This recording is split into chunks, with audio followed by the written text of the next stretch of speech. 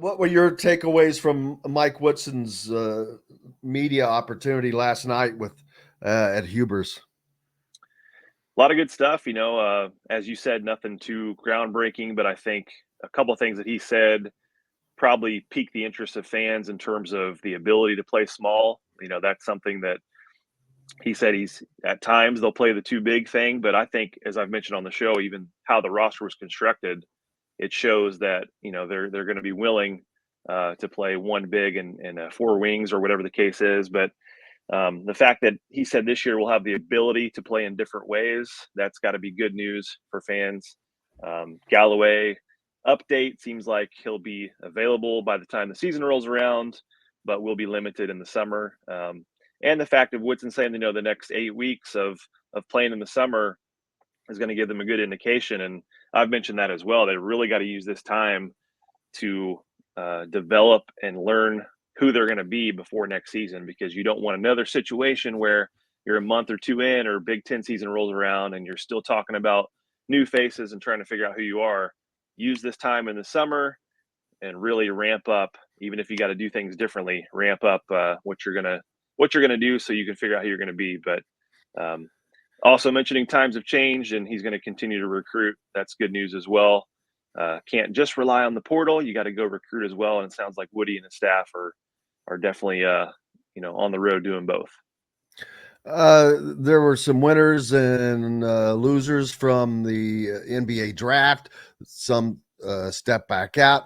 Alabama was a big winner as they're going to get a couple of guys back, and that'll put them probably at the top of the way too early preseason polls. But they're going to go into the season coming off of an appearance in the national finals or the national Final Four rather, but they are coming back looking strong.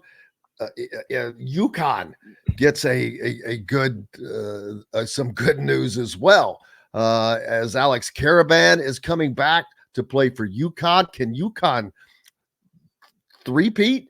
I mean, that just winning back to back was unbelievable, an accomplishment. But are they a possibility to three-peat?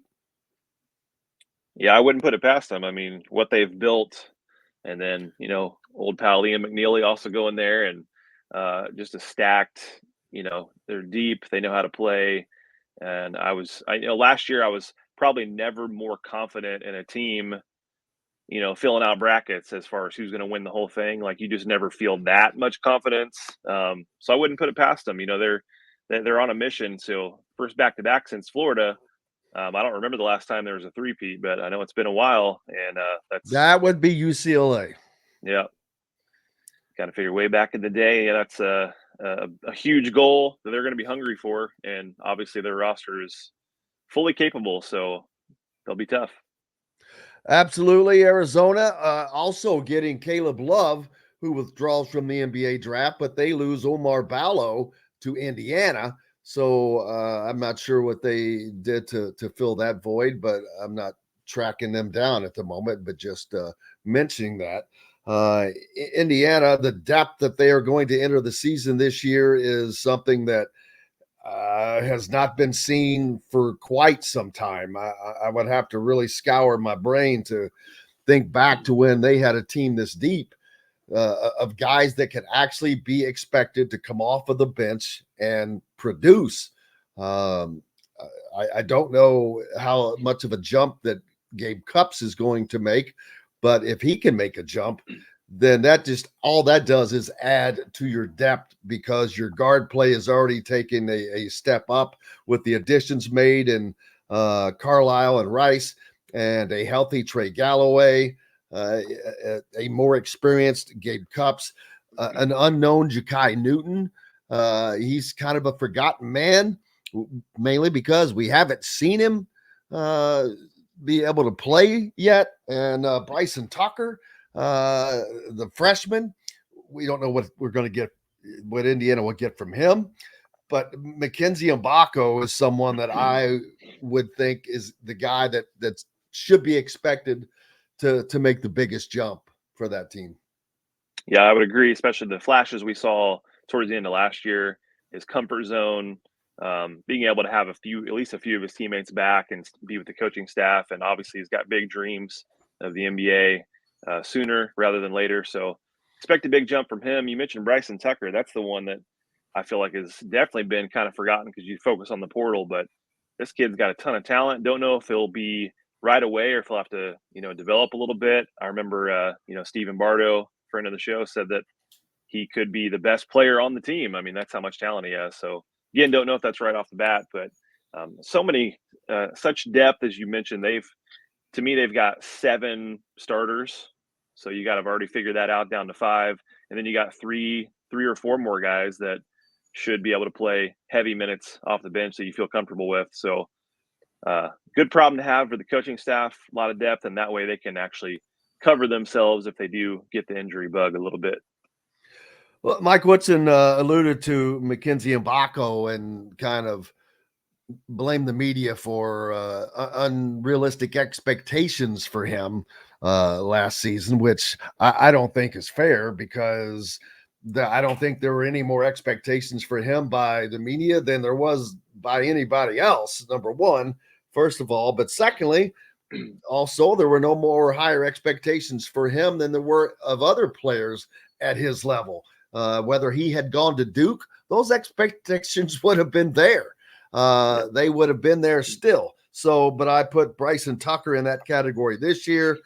But fortunately for him, if that is something he needs in time to develop more to get into the college game, he should have that time with this with the amount of depth now that the Hoosiers have as opposed to what they had previously, and including last year for Mackenzie Mbako, who had to step right into a starting lineup. Yeah, that's going to be absolutely helpful to have the depth that they have, to not have all the pressure. It's not like, hey, Tucker's coming in to be the savior of the program and he's got to get 20 shots a game and, have all those expectations. It's probably a good thing that I mentioned that he's kind of flying under the radar, so he doesn't have that pressure. He's also got Mbako to help him and say, hey, as a freshman, here's kind of what I did to develop and kind of get more comfortable and get going. So that's a good thing. But yeah, Mbaka was like the second highest rated player to ever come to the program and self-proclaimed wanting to be, a one and done and get to the NBA. So obviously those expectations, not just media, but fans and just everybody, it comes with the territory. But I do think Woodson was trying to protect his guy, and I understood what he was doing there. But yeah, it's a great point about Tucker not having that kind of pressure. He's got a team full of talent that can help him develop and at some point unleash him next season.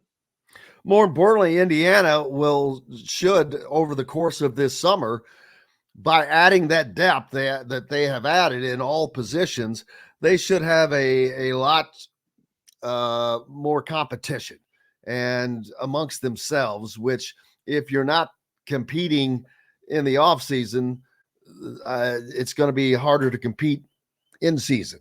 You need to have, especially the way Mike Woodson would like, if he's wants to get up and down the floor like he has talked about before last season, which we didn't see that, but maybe that was just a product of the inability to do that because of a lack of personnel. That will not be an issue now. And so if that is the desired goal, that should not be a problem because you have multiple guards that can play the point, multiple guards that can play the 2.